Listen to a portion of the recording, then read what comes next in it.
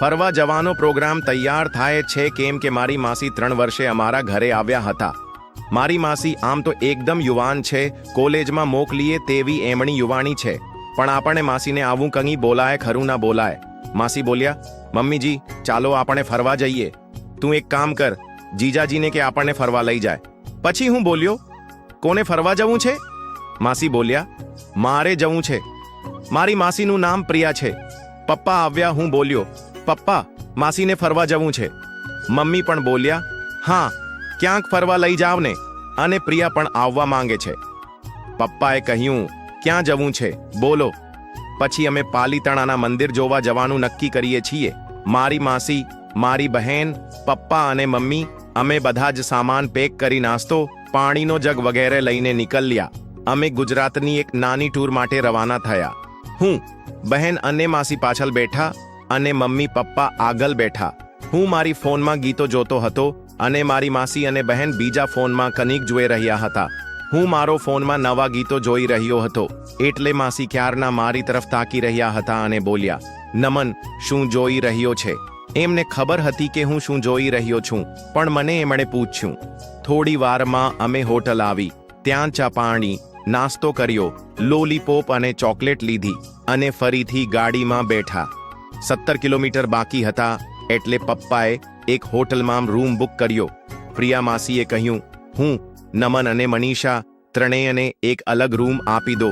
Room book કરાવ્યો હતો એટલે અમે બધા ત્યાં રોકાણા. પછી મારા માસી પ્રિયા બોલ્યા, હું, નમન અને મનીષા ત્રણેયને એક અલગ રૂમ આપી દયો. પછી અમે 3 અલગ રૂમમાં જતા રહ્યા. માસી મને આજે કંઈક અલગ નજરથી જોઈ રહ્યા હતા. હું ફ્રેશ થઈ ગયો. મારી બહેન મનીષા પણ ફ્રેશ થઈ ગઈ, પણ પ્રિયા માસી ફ્રેશ થવા ગયા એટલે હું સીધો બાથરૂમની સામે બેઠો. મને સામે બધું દેખાતું હતું. મને જોઈ માસી તે મનું બધું ધોતા હતા કેમ કે બહુ ગરમી હોવાથી તે ફ્રેશ થતા હતા, એટલે એ નજારો મેં મારી નજરે જોયો. હું થોડી વાર ત્યાંનો ત્યાં જોઈ રહ્યો કેમ કે એવું હતું મને પણ મજા આવી રહી હતી, એટલે હું શું કામ ત્યાંથી હતું બધું શાંતિથી નિહાળવ્યા. પછી માસી બહાર આવ્યા અને મનીષા જોડે બેઠા. હાય મનીષા બોલી. માસી તે બંને અંદરો અંદર વાતો કરતા હતા. હું બહાર ગેલેરીમાં તાજી હવા ખાતો હતો. બહેન મોબાઈલ જોતી હતી અને માસી મારી જોડે આવ્યા. હેલો નમન, શું કરે છે? કની નહીં આવો. માસી બેસો. પછી અમે સિટીનું રાતનું વાતાવરણ જોતા હતા, વાતો કરતા હતા. તેવામાં માસી બોલ્યા, મનીષે ઊંઘી જાય એટલે મારી જોડે આવજે, મારે તારું કામ છે આમ બોલ્યા અને હું ગભરાણું. હું રૂમમાં પાછો ગયો એટલે મારી બહેન મનીષા સૂઈ ગઈ હતી. માસી તો ફોન જોતા હતા અને હું ગયો અને બોલ્યો, માસી બોલો શું કામ હતું? માસી બોલ્યા, કની નહીં, એમ જ ખાલી કહેતી હતી. હું તો ના માન્યો. ના કહો કંઈક તો છે જ. એ તો હું એમ કહેતી હતી કે હું ફ્રેશ થતી હતી એટલે તું શું જોતો હતો? મેં કહ્યું, તમે કેટલા સુંદર લાગતા હતા, બસ એટલું જ. માસી મનમાં હસ્યા અને બોલ્યા, કેવી લાગુ છું હું? હું બોલ્યો, મસ્ત કંઈ કહેવાય એવું જ નથી, સરસ ફિટ લાગતા હતા. અને હું વારંવાર તેમના ફુલાવર સામે જોતો હતો. તે સમજી ગયા હતા મારો ઈશારો. હું તેમની નજીક ગયો અને તેમને કહ્યું, માસી હવે બીજું શું કામ હતું બોલો? તેણે કહ્યું, તારી બેગમાંથી બરફી કાઢને મારે ખાવી છે. ત્યાં સુધી તું આ ફુલાવર પકડી લે. સારું લાગે છે કે નહીં? મને તો હવે થોડી શાકભાજીમાં રસ આવવા લાગ્યો હતો અને તે પણ બરફીને પણ મોઢામાં આમ તેમ ફેરવીને ખાતા હતા. મને ખબર ન હતી કે માસી બરફી બહુ ભાવે છે. પછી અમે બંને એકદમ ખાવામાં વ્યસ્ત થયા. મારી બહેન પણ સૂઈ ગઈ હતી એટલે અમે બંને લાંબા સમય સુધી વેજીટેબલ અને ફરસાણનો સ્વાદ લેતા રહ્યા.